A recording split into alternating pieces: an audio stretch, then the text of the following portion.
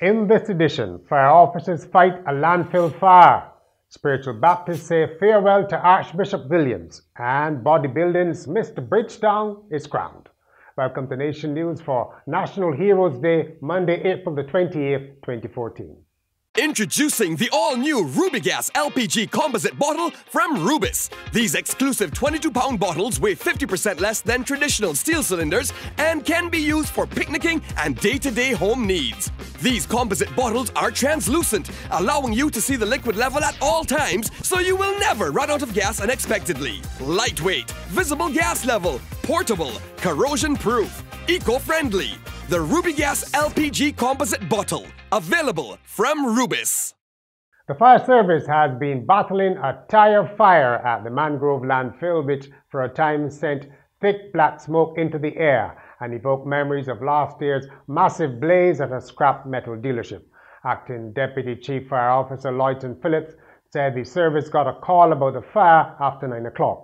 They took a two-pronged approach to tackling it, using mold to smother the tires which had already caught fire and removing some of the tires that had not been burnt. It's a fire that can be detrimental to your health. All right, so what we have done, we have called in the EPD, the Environmental Division, to assess the area, and we will advise people to keep away as far as possible from the area. Ceremonies have been taking place in Christchurch on the day Spiritual Baptists are saying their final farewell to their late Archbishop Granville Williams. Early in the morning, his body was taken in a procession from the Belinda Cox Fish Market in Oistins to the Cathedral Church of Jerusalem in Elan Grove for lengthy burial ceremonies. Hundreds of people joined their Spiritual Baptists who rang bells, beat drums, and sang on the way to the cathedral. There, they were met by the largest gathering of onlookers at the entrance of the road leading to the church. Many came prepared with their folding chairs and umbrellas to witness the procession. The men's ministry at the People's Cathedral brought in two former cricket stars to bat and bowl for Jesus, who the organizers called the real hero, on the day we celebrate National Heroes Day. So Wesley Hall, a former West Indies fast bowler who became a government minister, and Royal Banker, a one-time Barbados all-rounder turned businessman, spoke of the religious side of their lives. So Wesley and Mr. Branker told the People's Cathedral audience that they were products of very religious families and gone on to deepen their relations with God in adult life. Branker, who went on the 1966 West Indies tour of England but did not play a test, said Barbadians needed to adapt a more positive attitude to life. So Wesley, who is an ordained minister, said his life was an example of what could be achieved with a personal dream and God's help.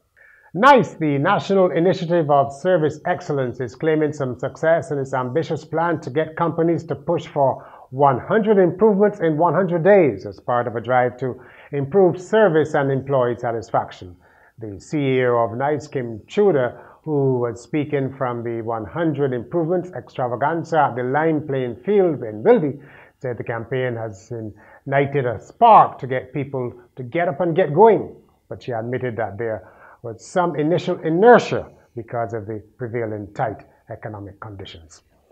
A man has been jailed in Britain after he tried to smuggle a kilogram of cocaine on a flight from Barbados inside a pair of trousers. Sandor Malnai, a 49-year-old Hungarian national, was stopped at Gatwick Airport after a flight from Barbados on the 4th of April. UK Border Force officers spotted a pair of what they called unnaturally stiff green cord trousers in his luggage.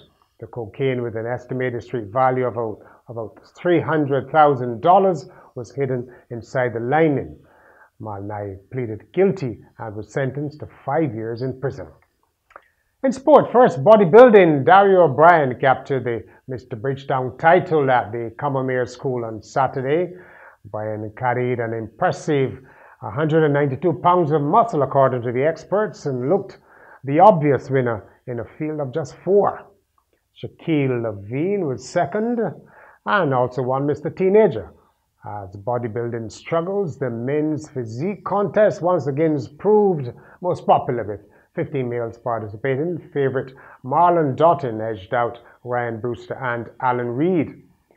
Dominique Alleen's red hair and physique stood out in the senior bikini fitness, and she won ahead of Caroline Bell and Melina LeBlanc. Barbados' senior athletes were also in action over the weekend, setting 45 new records at the National Senior Games, which also attracted participants from Trinidad and Tobago.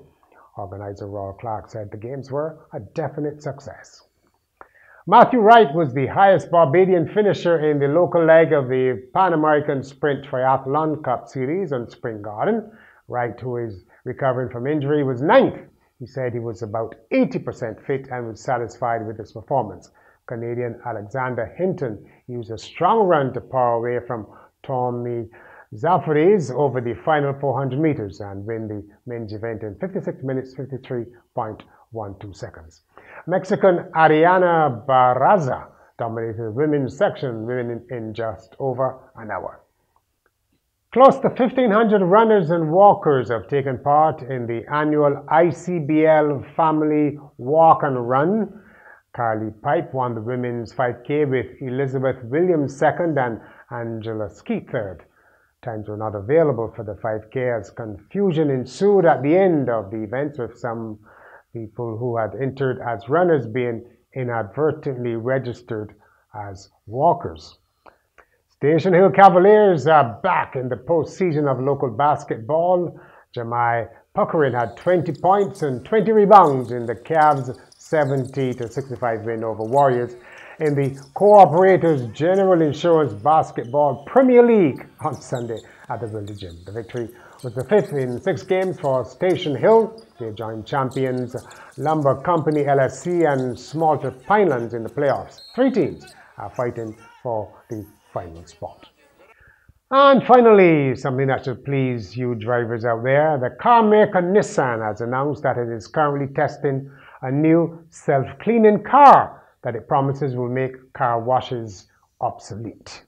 The new technology comes in the form of a super hydrophobic treatment that is applied to the body of the car, ensuring that water-based substances like mud and dirt simply roll off the surface.